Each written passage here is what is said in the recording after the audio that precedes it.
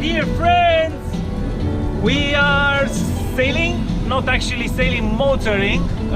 It's day 2 on our Atlantic crossing. Day 3. Day 3. Yeah, it's Saturday, we left Thursday. So yeah, I suppose that's day 3. No wind whatsoever, dead calm. Anna is having a hard time over here, flat, enjoying the sun.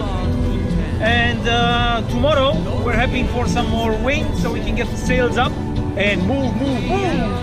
Today it's sort of a bit of a chill, relaxed day. We're trying to fish and yeah, catch some sun. You know what I mean?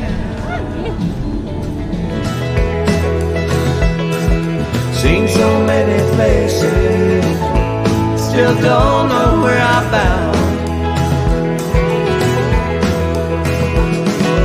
Arizona desert, Colorado mountain snow, Arctic out in Utah, Montana